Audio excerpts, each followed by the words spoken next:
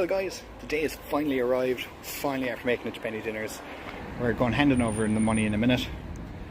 Great day, finally got around to it. I'm sorry that it took so long, I've been absolutely crazy busy with different bits and pieces, work and different things, but today is the day. So I'm up in Cork, down Little Hanover Street, and Little Hanover Street is where Penny Dinners is located. Great cause. They help anybody who's in need. Food, accommodation, they try to help people out with sorting accommodation, things like that. They're absolutely fantastic. Come in, have a bite to eat, have a cup of tea and what have you, and that's it. Absolutely brilliant cause. We're going to go in, we're going to have a look, see what the place is like. I'm going to show you around, I'm going to introduce you, and we're going to sit down and have a few questions with the one of the chairmen, with one of the board members, Katrina, and we're going to have a couple of questions with her and see what she has to say about the whole thing. Alright, lovely stuff. Thanks a million guys. We'll see you soon.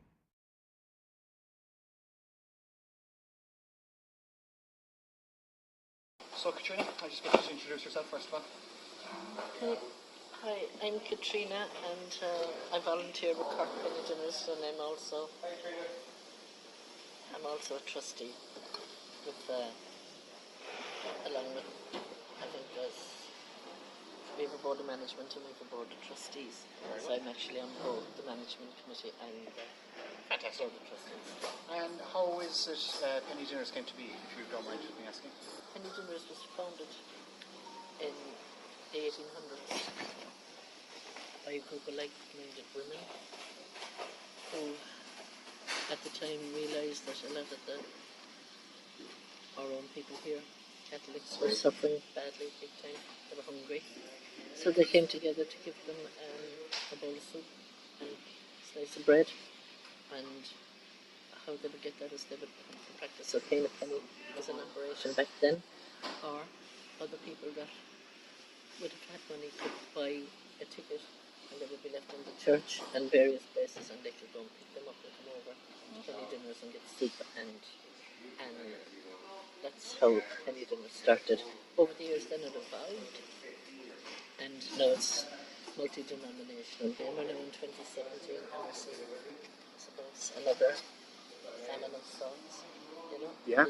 People may not be dying on the streets because of hunger, but they're dying on the streets because of mental health and various issues like that, and a lot of that is due to the fact that they may not be able to support themselves, pay bills, buy food, etc., etc. So in a way, we're always very, when we see people coming here and making, a move, like we always say, how brave they are that they're making that courageous step to come here, because they know they've reached survival mode now, and that's what they're doing to survive. Good. And how was it you came to be involved with Penny Dinners? I got involved through my dad. My dad was in the army. He was a good surgeon and an exceptional one at that. And he used to do a lot of he would do a lot of stuff. He did the choral festivals. He did everything. But every Christmas Day he would go missing. So what used to happen then was, when we were small, we would have to wait at home until my dad came back. Sometimes it would be 5 o'clock, 6 o'clock. And we'd be all day waiting, and we'd be trying to get our hands on. Or we would have got at Christmas, we'd have our toys. We used to get selection boxes, and it became a big issue in the house because we were wondering, like, we couldn't eat the chocolate until after we had our dinner. So then we couldn't have our dinner because our dad wasn't there. And so this particular year anyway, we wrote him a letter, and when he came back, we sat on the stairs with the three of us, my brother and my sister. And we just sat there and he read the letter. And he didn't say anything, he says, come on, we help your mum, and we do things like blah, blah, blah. So within no time at all, we were all having a great laugh again, like, and that was kind of all forgotten about, because as soon as we had the dinner, we were able to open the selection box. Yeah, and you were delighted then. Yeah, so that was all forgotten about it. So the following Christmas then he got me up very early, it was like during the night, and about 4 o'clock in the morning, and he said I had to go with him. So I got dressed and ready, and I was saying, where are we going? He said, I'll show you now.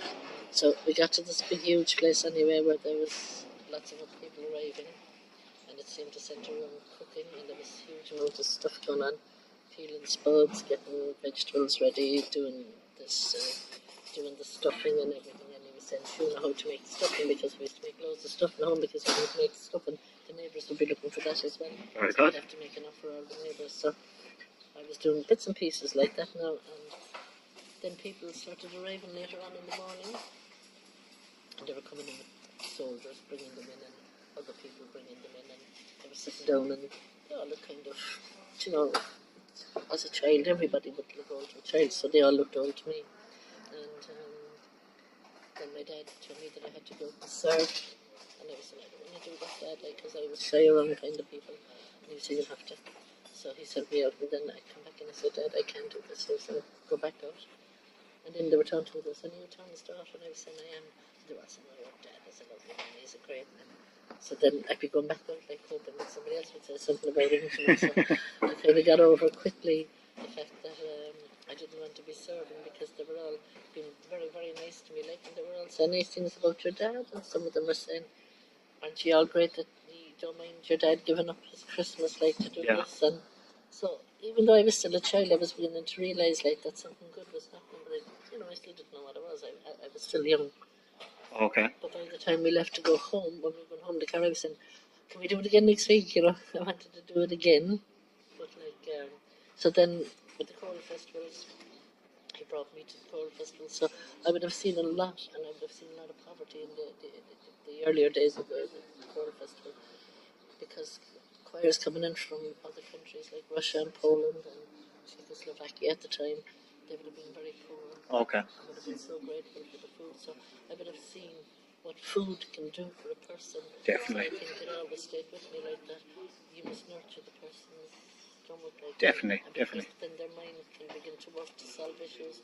And talk me through the daily operation here. Well, we start about 6:45, and we'd have stuff prepped, like, so the chef coming early in the morning, and there could be one or two helpers, and they'll get everything into the, rationale, like, and whatever, heat it up, cook it off, mash the spuds, because we always go with kind of the typical Irish dinner, like, which would be mashed potatoes, 2 veg and meat and gravy.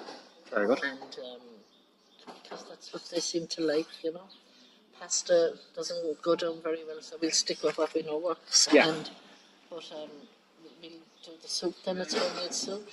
So we have hot soup and the dinner, and then we have dessert, we have tea and coffee, we have biscuits, we have everything, like we have the bread on the tables, juice on the tables. Then we make loads of sandwiches so that when anyone is going away, like, they can take sandwiches with them so that they can eat in the evening. Okay, very good, very good. And if we have crisps or whatever we have, we give that as well. We also give people food parcels. We give basically what anyone needs, we give them. And give them clothes. Yeah, I know this is an audio recording, but I can see that there's plenty of clothes around me. Yeah. So. And like that, we just put them up in the window and they take them, and it just seems to be the decent thing to do, like, so we'll do that. Definitely. So, and we deliver to people's houses that can't get to us as well. So Very good, very good. And tell me, how do you run? Like, where do you get all the stuff? A lot of our food comes from CGA in this cold storage place in Middleton, and John Kiley and Porrick down there. They would, I think how it works is, the likes of the supermarkets, their stuff would come from wherever, the depots, or whether it comes from abroad or in the country, and it would go there, and then they would send their trucks to pick up what was their stuff. But they asked those people, then the suppliers, for something for penny dinners. Oh, very good. So that's kind of how we get it. So Fantastic. they do all of that. So we go to the market in the morning, then to the ABC Bread Company, and we go to them for the bread, and we buy bread as well for the sandwiches. Very good. But because we need bread for the soup, and people drop in, like today. Now we had a load of eggs. So what we've done with the eggs is we know that there's some of the families who are struggling, so we have contacts in the school system that will take these and distribute them to the families for us. Fantastic. Because otherwise we'll be open 24 hours Naturally, yeah. a day, so we rely on these people like that we know that can get these to the people that actually need them. Very so good. we do that. Plus we'd always keep them here, and anyone that wants them can walk in off the street and take what they want. And I presume there's a lot of volunteers who dedicate quite a lot of their time as well. We have a core team, and they're second to none. Core team is tremendous. And How many people that consist of roughly? That's very small. About 12. Very good. It's bigger than a lot of kitchens. So you have 12 core staff, and how many hours would they put in a week roughly? Oh, some of them like we have a couple that do 7 7 days a week. 7 days. Crikey. And you're open till 1 o'clock, am I right? Yeah. And you're Like, open we from what start time? serving from about 9:15 until about 1:15 and then after that, then There's clean up and things like that as well. So kind of look after them while that's going. yeah, so you'd still be here till around 3 or 4 o'clock. And we run classes then on a Monday night. Then we have Cork Music Dojo. Oh, very good. We teach guitar free of charge to everyone, and if they're around and they know what's going on, like they'll come to sandwiches and a hot cup of tea at night as well.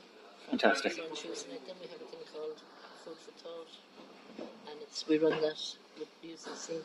It's for students that are isolated or lonely, and we teach them how to look after themselves, like in food wise, how to prep things, how to buy, what to purchase, what's good value, and and how to make some stuff so that they can sustain themselves. Fantastic. So when they're here on Tuesday night, they will learn how to prep, how to cook, then they will eat it, then they will learn how to wash up afterwards, and put the place back together. The favourite part. And then they can talk about the mental health issues throughout all of that as well. That's fantastic. So on Wednesday then we have the High Hopes Choir, very successful. It's the homeless choir, it is incredible. And then on Thursday then we have mindfulness and well-being, and all of these are free. Absolutely brilliant. Brilliant. And I presume there's a great turnout for those as well. Incredible. We just got back from Brussels, from the European Parliament with the High Hopes Choir, Oh, fantastic. where there was over 70 of us performed to the MEPs over there and to raise awareness on homelessness and poverty. Fantastic, fantastic.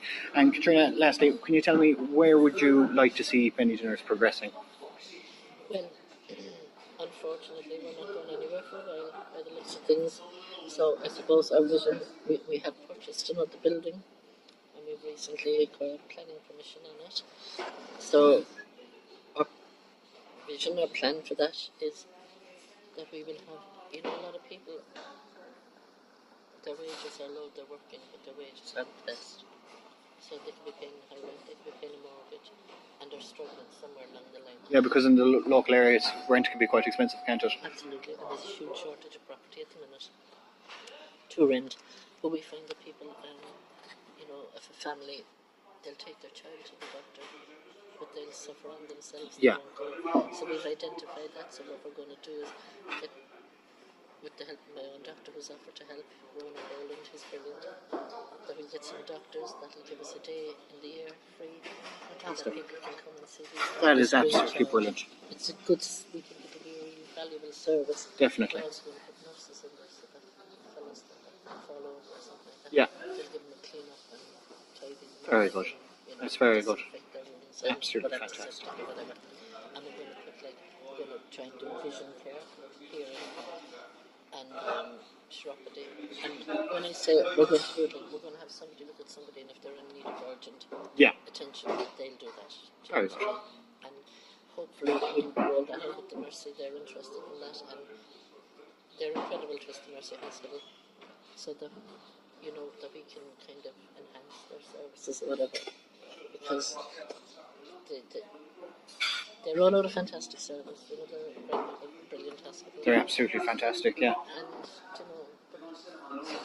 hopefully we might lighten their load by the people that would just fall over and they're not sure if they've a deep cut or Yeah.